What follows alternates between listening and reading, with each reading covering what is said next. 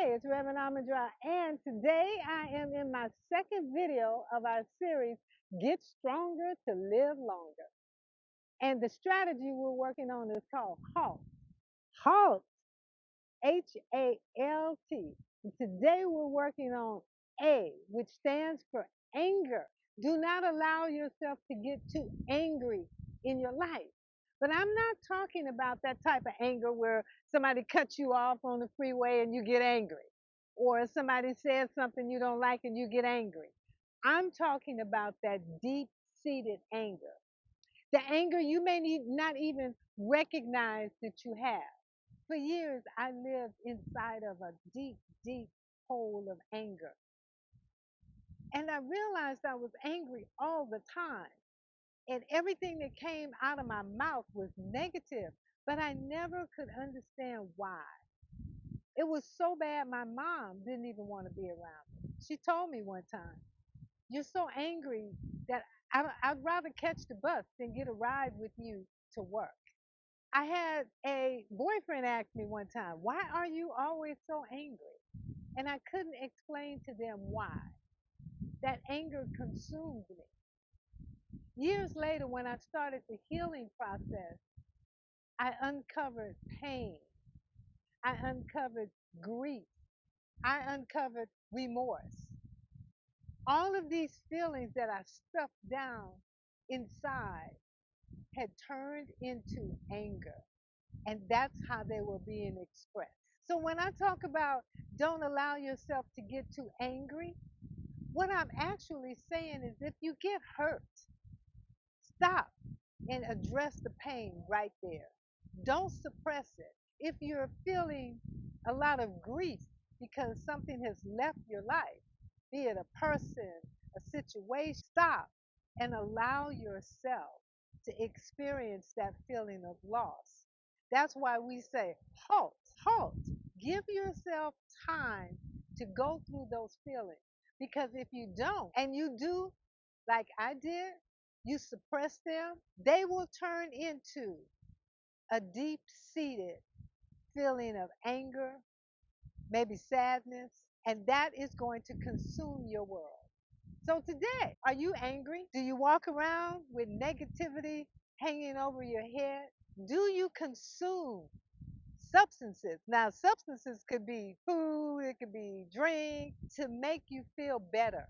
If you are an angry person and you want to understand that anger, I encourage you to go back into your life and look at the times where you experience pain. Go into that experience.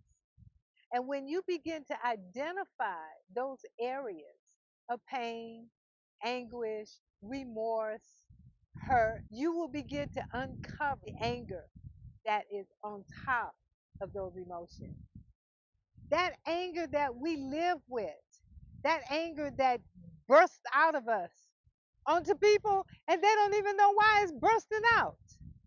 It's bursting out because we have suppressed so many emotions, and those emotions begin to express as anger. When we go into our emotions and identify them, one technique that can bring us peace and get us out of that deep seated anger is called forgiveness. Sometimes we just have to forgive a situation, a circumstance, a person. It doesn't mean that we forget what happened, but it means that we forgive so that we can move on and dispel the feelings and dissipate the anger that might be lingering.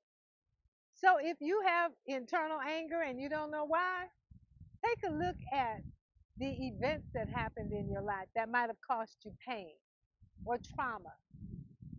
And you may find the root of your anger lies there.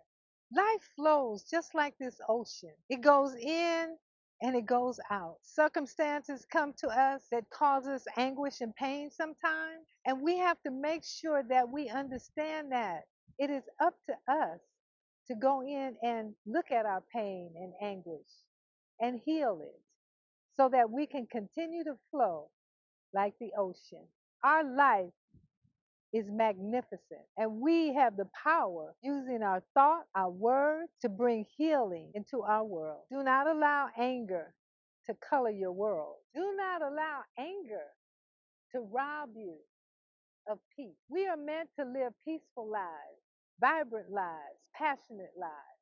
And it is up to us to not allow circumstances to cause us to live in anger and rob us of the beauty of life. If you haven't done so, please pick up a copy of my new book, The Uncrowned Queen Reclaims Her Throne When a Black Woman Breaks the Silence, and the Appreciation Journal, so that every day you can acknowledge yourself. And watch for our third video in our series, Get Stronger to Live Longer, the technique of HALT.